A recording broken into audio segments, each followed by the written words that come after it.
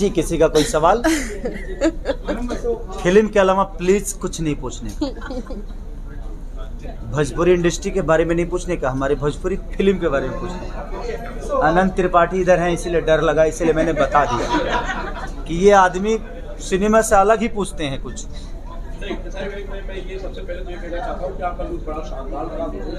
आप फिल्म में तो उसके लिए सबसे पहले तो मैं आपको थैंक यू कहना चाहता हूँ। नितिन बढ़िया, इतनी मेहनत आप लोगों ने की अलग अलग शेड्यूल्स में, माइनस टेम्परेचर में शूट का, और उसका आउटपुट जो है पोस्टर में नजर आखिर भाई किसका? फिल्म हमारी अनंत त्रिपाठी। सारी भाई गलती को सबकी बेसिकली अगर आपके शब्दों में इस फिल्म को समराइज किया जाए, थोड़े में कहा जाए तो कैसे? ज़िंदगी में कुछ काम मुश्किल जो होते हैं ना, जितनी मुश्किल जो चीज़ें होती है ना, मुझे लगता है जो आउटपुट इनपुट उसी का बेहतर होता है, क्योंकि दर्द से निकलने के बाद इंसान दर्द का एहसास करता है। मुझे लगा जब माइनस, और उस माइनस डिग्री में ये तो नहीं थी, बट ये थी। ये जो आप तो पिक्चर देख रही ये है, मेरा पिक्चर देख रहे हैं, इनका फर्स्ट डे का है, और -8 डिग्री में मैं ओपन बॉडी फाइट किया हूँ। ये देखी है, ये नहीं, क्योंकि इनका वहाँ पे काम नहीं था, इनका इंडिया में काम था। वो इंडिया में ही है ना? कश्मीर अब हो गया है हमारा। तो हमारा इनके साथ मेरा काम कश्मीर में नहीं था, इनके साथ था ये गाना मेरा, बट वो बहुत टॉप जॉब था मेरे लिए। एक तो बर्फ़ में ओपन बॉडी आपको वर्क करना है, बर्फ़ पे गिरना है, तो वो थोड़ी सी टॉप थी मेरे लिए। बट मुझे लगा जो अच्छे एक्टर होते हैं उन्हीं को टॉप जॉब मिलता है, और शायद मेरे डायरेक्टर प्रिमांशु जी या मेरे प्रोड्यूसर रोशन सिंह जी को लगा भी शायद मैं बेहतर कर सकता हूँ, इसीलिए शायद ऐसा रोल उन्होंने चुना। और वहाँ पे जितने भी कैरेक्टर थे, अब जितने भी वहाँ की सब पूछे तो स्पॉट बॉय से लेकर 6 स्पॉट बॉय तो भाग गए, इतनी ठंड थी कि वो कर नहीं पाए। और उसके बाद सारे क्रू मेंबर जो भी थे, कुछ बच्चे ऐसे थे जो रुके, और सब लोग अपना अपना काम कर रहे थे। लग रहा था हम लोग लंदन में हैं, हमें यहाँ कोई मिलेगा नहीं। शहर से 40 किलोमीटर दूर दूधपथरी पे, वो बहुत टॉप जॉब था। और 18 से 19 दिन एक फाइट था मेरा, जो कि मुझे गाड़ी उड़ाना था। उस दिन मुझे लगा जाए मैं जिंदा रहूँगा या कि नहीं, मुझे पता नहीं, लेकिन बस लोगों की दुआएं और लोगों का प्यार है जब मैं वो कर भी पाया, और मुझे बहुत अच्छा लगा। तो जब ये सिनेमा रिलीज होगी तो शायद आप लोग को पता चलेगा कि मौत से खेलना क्या होता है। केसरी जी, आपका जो किरदार है वो जो पैट्रियोटिक फिल्म है, और आर्मी वाले का किरदार कितना कनेक्ट करेगी ऑडियंस, और जो चीज़ें हैं जो आर्मी वाले सरहद पर करते हैं, क्या वो चीज़ें भी दिखाई जाएगी? और थोड़ा सा बताइए अगर फिल्म के बारे में हमारी ऑडियंस को। देखिए, चीज़ है कि हम अभी हवा में हैं, कौन सा हवा लोगों को लगेगा चाहिए ठीक है, कौन सा लोगों को हवा लगेगा कि इस हवा में कोरोना है, ये हमें पता नहीं है। हम एक बेहतर काम करने के लिए कोशिश कर सकते हैं, बाकी ऑडियंस को क्या बेहतर लगेगी क्या नहीं लगेगी अभी हमें पता नहीं है, बट उनके बेहतर के लिए ही हमने किया। हमारी कोशिश है यही कि हम, चाहे वो धूप हो, चाहे वो जाड़ा हो या ठंडी हो, गर्मी हो या बरसात हो, हम एक ऐसे एक्टर, हमारी जो हमें जिस काम के लिए चुना जाता है, चाहे वो मैं हूँ, रची जी हो या डायना जी हो, चाहे एवरीथिंग, जितने भी हमारे आर्टिस्ट हमारे साथ काम वर्क किए हैं, सबने अपना 110% दिया है किसी ने। और चाहे वो टेक्नीशियन हो, चाहे स्पॉट बॉय से लेकर हर वो आदमी, ऐसे मुझे लगता है कि प्रोड्यूसर तक मेरे साथ उस ठंड में शर्मिला दीदी और रोशन सिंह जी लगातार खड़े रहे। जबकि एक प्रोड्यूसर पैसा खर्चा कर दे कि यार तुम लोग काम करो, हम होटल में हैं या इतना ठंडा में नहीं रह सकते, लेकिन उसके बड़ा जो बावजूद चैलेंज था वो वेदर एंड क्लाइमेट चैलेंज हाँ, था, गर्म और ठंड भी, दोनों चीज़ें हम लोगों को बहुत परेशान किया। कश्मीर वाला, और कट्टू उसका उल्टा था जब हम लोग वहाँ पे शूट किए आजमगढ़ में।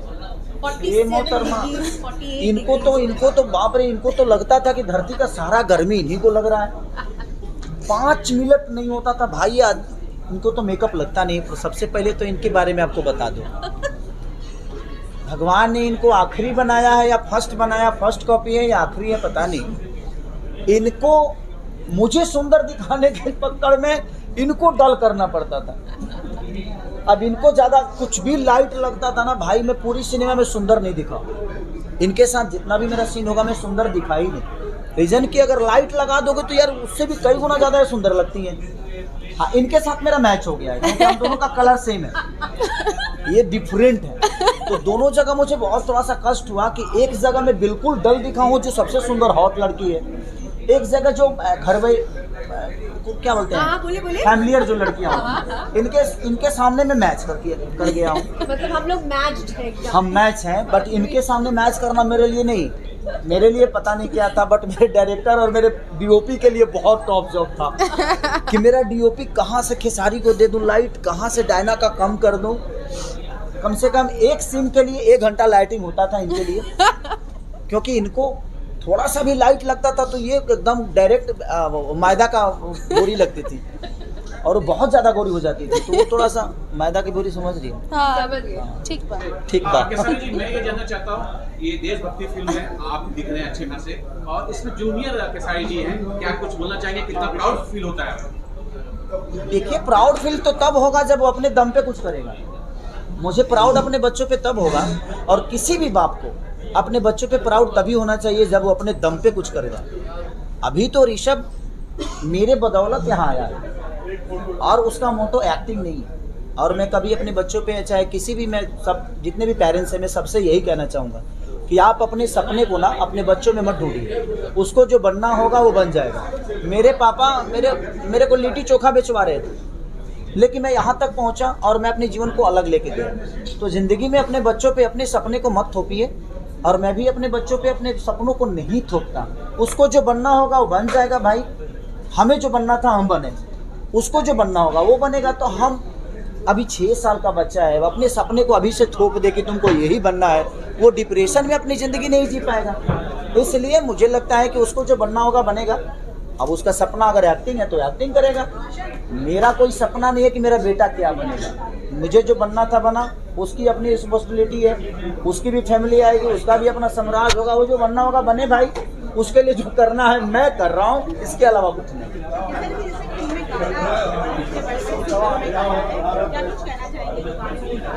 देखिए, सबसे बड़ी चीज़ कि इस सिनेमा में ऐसे मुझे लगता है कि पहली बार भोजपुरी में इन्होंने भी काम किया। ये भी बहुत बड़ी एक्टर हैं। घायल 2 जैसे सिनेमा इन्होंने करके हिंदी लेवल पे करके आया। ये तो हम लोगों की माँ है। एक्टिंग के मामले में मैंने रति पांडे को, मैंने अपने जीवन में एक चीज़ देखा कि जब ये मेरे सामने खड़ी होती थी ना, तो मेरे लिए इतना चैलेंजिंग होता था कि मैं यार इस लड़की के सामने कैसे, क्योंकि ये अपने आप को जो चेंज करती थी ना एट ए टाइम, क्योंकि ये मेरी पत्नी भी है और मेरी माँ भी है। 2 चीज़ें इन्होंने प्ले किया है, और एक एक्टर के लिए कोई बात नहीं, वो चीज़ें हैं। तो एक महिला के लिए दोनों प्ले करना, और ये बाप रे, सामने कोई भी हो, एज ए गुड एक्टर मैंने बहुत सारे एक्टरों के साथ काम किया, but Rati the best actor. और इनका बॉडी लैंग्वेज और सेट पे जो माहौल, और इनके अंदर इनकी भी एक खूबी है, इसे हमें कभी नहीं लगा कि ये हिंदी लेवल से आई हैं या हिंदी की इन्होंने परफॉर्म करके आया। हमारा जो माहौल होता था ना, वो एक फैमिलियर होता था।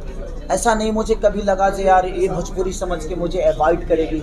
हम लोगों ने मस्ती भी खूब की, चाहे ये हैं, चाहे वो हैं, चाहे ऋषभ हो। इनकेस मेरी वाइफ भी सेट पे बहुत दिन रही है। चाहे मेरी होता है ना कि एक माहौल जो होता था वो बहुत फैमिलियर था, और इसीलिए शायद हम एक दूसरे को सपोर्ट करके एक बेहतर सिनेमा कर पाए। नहीं तो शायद हम नहीं कर पाते, क्योंकि एक कहानी बड़ी डिफरेंट थी। सारे कैरेक्टर्स बहुत पैशनेट थे इस प्रोजेक्ट को लेकर, तो फुल पैशन के साथ काम किया है सभी ने, और बहुत टॉप था भाई। ये रंग दे बसंती में मेरे जीवन में मुझे लगता है ना कि मैंने ज़िंदगी में बहुत सारे वर्क किए हैं, इससे भी टॉप चीज़ें की है। लेकिन आपको अभी बेटा बनना है, और अभी बाप बनना है, और अभी तुरंत दादाजी बन जाना है, तो उसके लिए चेंज ओवर और सबके साथ होता। ऐसा नहीं कि सिर्फ मेरा ही कैरेक्टर चेंज था, बहुत सारे कैरेक्टरों पे काम करना बड़ा टॉप जॉब था। गर्मी भी थी, ठंडी भी थी, बरसात भी था। तो सारे चीज़ों को लेकर मुझे लगता है कि भोजपुरी की एक ऐसी फिल्म है जो मेरे जीवन की अभी तक, इसके बाद कितना महंगा करूँगा मुझे पता नहीं, लेकिन अभी तक जितने भी मैंने सिनेमा किए, सबसे बिग बजट और बिग एक प्रोजेक्ट है, जो कि आपको नहीं लगेगा कि आप एक हिंदी फिल्म नहीं देख सकते। भोजपुरी भाषा जरूर है, लेकिन आपको लगेगा मेकिंग टैकिंग हर वो चीज़, चाहे वो करेक्टर हो, और करेक्टर भी बहुत सारे ऐसे हैं जो हिंदी लेवल से। अभी हमारे जो त्रिपाठी, जब आप लोगों ने जो कलकत्ता के हमारे अमित भट्टाचार्य जी, आप लोगों ने उनको बहुत सारी सिनेमा में देखा भी होगा, जो कि मुन्नी के बाप भी बने हैं बजरंगी भाईजान में, मुन्नी के बाप वही बने थे। तो बहुत सारे एक्टर ऐसे हैं जो हिंदी लेवल से लिए गए हैं, और ये क्वीन बाप रे बाप। इनको लेने मतलब बहुत डरना पड़ता अरे है नहीं और अच्छा लगता है, एक चैलेंज ओवर और इनकी पर्सनालिटी। भगवान ने इनको आखिरी बनाया और लास्ट बनाया है। इसके बाद प्लीज भगवान अगर बनाना तो एक्टर पैदा मत करना, लाइट लेकर आएंगे ना आप स्पेशल। इसके इनको अगर बनाना तो आखिरी ही रखना, इसके बाद मत बनाना, और बनाना तो एक्टर मत बनाना। एज ए एक्टर मैनेज करने में बहुत कठिन होती है और एक कैमरामैन के लिए, एक डायरेक्टर के लिए टॉप जॉब है ये। तो थैंक यू सो मच। एक आखिरी सवाल बीएसएफ से जुड़ा हुआ है, एक आखिरी सवाल। बहुत सारे लोग आपके हैं, वर्दी आप पर बहुत सूट करती है। मेरे पे क्या शूट नहीं करता हुआ था? नहीं, वर्दी इसलिए सूट करती है, बीएसएफ के दिनों से इसे कहीं कनेक्ट रखा था। एक बात बताएं आपसे, अगर आपके अंदर एक्ट होना, आपके अंदर वो भावना होना, जज्बा होना, तो दुनिया के हर वो चीज़ आप पे शूट करेगी। मुझे लगता है एज ए एक्टर मैं ऐसा नहीं कि वर्दी मेरे पे शूट करती है। मेरा पहला टीजर आएगा तो आप देखना, उसमें आपको लगेगा जिस भाई आपने यही शूट करता है। तो ज़िंदगी में हमें जो मिला है, मुझे लगता है कि हमारी अपनी खुद की ज़िंदगी कोई होती नहीं है। हमारी ज़िंदगी जो है एज ए एक्टर, हर आदमी की ज़िंदगी, मुझे अनंत त्रिपाठी की ज़िंदगी जीना पड़ता है, हमें पूजा की ज़िंदगी जीनी पड़ती है, हमें डायना की ज़िंदगी जीनी पड़ती है। तो एज ए एक्टर मुझे लगता है कि हमारी कोई अपनी पर्सनल ज़िंदगी है नहीं। हमारी जो ज़िंदगी है वो एक आम इंसान की ज़िंदगी है। जो मुझे कैरेक्टर प्ले करने को मिलता है, अगर मैं वही नहीं कर पाया तो मुझे नहीं लगता है कि मैं एज ए एक्टर कहीं फिट हूँ और मुझे करना चाहिए, मुझे नहीं करना चाहिए। अगर एक ही टाइप का मुझे रोल करना चाहिए तो ऐसे मैं एक्टर ठीक नहीं हुआ ही। तो फिर मुझे एक ही टाइप का कोई, उससे अच्छा किसानी कर लूँ मैं लोगों को क्यों बेवकूफ़ बनाऊँ? क्योंकि एक आदमी ज़िंदगी को नहीं चला सकता है। एक मंत्रालय में देखिए, अमित शाह जी भी हैं, मोदी जी भी हैं, गडकरी जी भी हैं, तो हर मंत्रालय का अलग अलग। और एक एक्टर को हर मंत्रालय प्ले करना हो तो जो हर मंत्रालय प्ले कर सके उसी को एक्टर बनना चाहिए। अदरवाइज नहीं तो मुझे लगता है कि तुम ठेला लगाओ यार और दूध बेचते रहो, काम सब अरमुद बेचो, कोई मतलब नहीं। बट जब हम फिल्म करते हैं, फौजी के आप किरदार करते हैं, तो मुझे लगता है फौज के लिए रिस्पेक्ट अपने अंदर और ज़्यादा बढ़ जाती है। बिल्कुल बढ़ जाती है महाराज।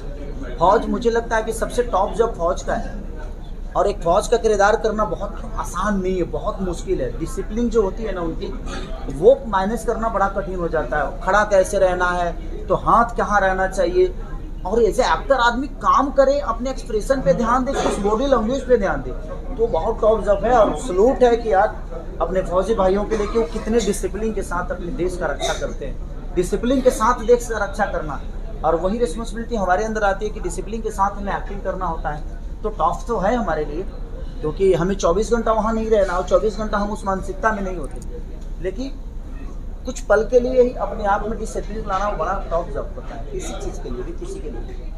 और कोई सवाल किसी का?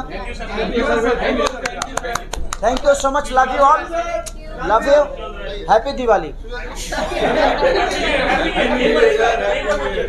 क्या बोल रहा है?